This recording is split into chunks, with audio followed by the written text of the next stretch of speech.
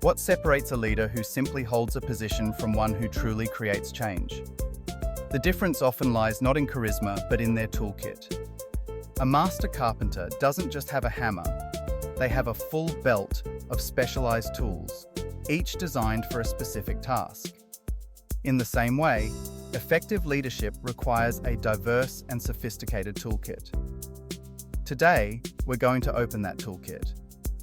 We'll explore the theories that help us understand human behavior, the development programs that forge great leaders, and the subtle forces of authority, influence, and power that shape every interaction in a healthcare setting. Part 1. The Blueprints. Why theory matters. Some may ask, why do we need theory? Isn't leadership just common sense? The answer is a resounding no. In the complex, high-stakes environment of healthcare, winging it is not an option. Theoretical frameworks are our blueprints. They provide a structured way to understand the chaos.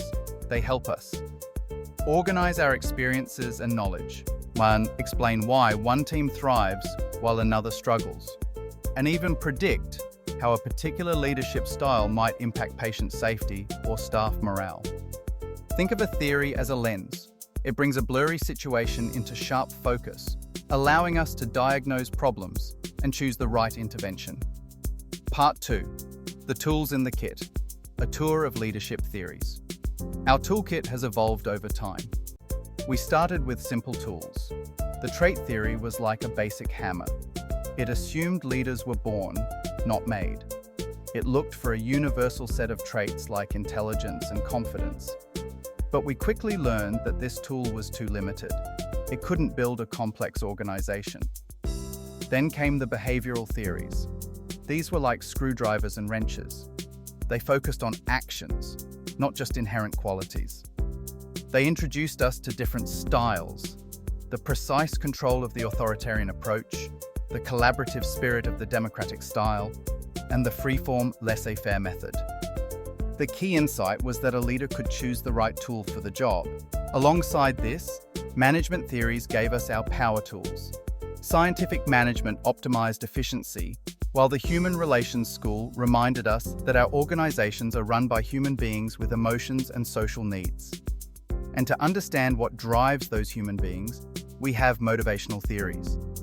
These are the diagnostic tools of leadership. Maslow's hierarchy and Hertzberg's two-factor theory help us understand the deep-seated needs of our staff, from the basic need for a fair salary, a hygiene factor, to the powerful desire for recognition and growth, a true motivator. McGregor's Theory X and Theory Y reveal a leader's fundamental belief about people. Do you see your team as inherently lazy or as capable and self-motivated? Your answer dictates your entire leadership approach. Part 3. The Forge, Building Leaders Through Development. But tools don't just appear, they are forged. Leadership development is that forge. It's a structured process that moves beyond theory into practice. Effective development isn't a one-size-fits-all seminar. It's a blend of work-based learning, learning to lead by leading, through mentoring, challenging projects, and job rotation. Program-based development, structured education that builds skills in everything from communication to conflict resolution. Career track development, integrating leadership growth into the very fabric of career progression, creating a pipeline of future-ready leaders. The purpose is clear: to prepare our practitioners not just to be experts in their clinical field, but architects of a healthier, more effective organization. Part 4. The Invisible Forces: Authority, Influence, and Power. Finally, we come to the invisible energies that every leader must learn to harness: authority, influence, and power. Authority is your official license to lead. It's the right that comes with your title. But as many new managers discover, a title alone does not guarantee followership. Influence is the art of winning hearts and minds. It's what happens when your team follows you because they believe in your idea, identify with your vision, or simply trust your judgment. power is the broader capacity to make things happen. It can come from your position, your ability to reward, or, most powerfully, from your expertise and the respect you command. The most effective leaders know how to blend these forces. They use their formal authority when necessary, but they rely on their personal influence to inspire, and they build their power on a foundation of trust and competence. Part 5.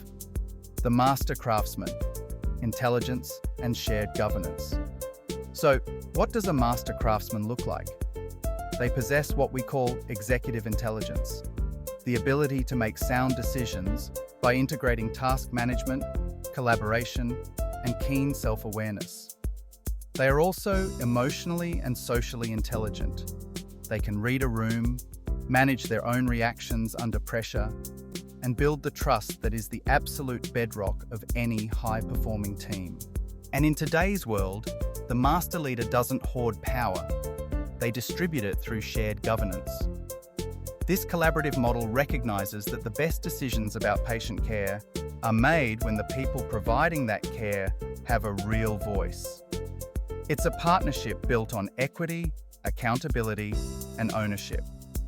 In conclusion, leadership is not a mystery. It is a discipline. It is a craft that can be learned, honed, and mastered. By understanding the theories, committing to our own development, and wisely wielding the forces of authority and influence, we can move from being managers of tasks to being leaders of people.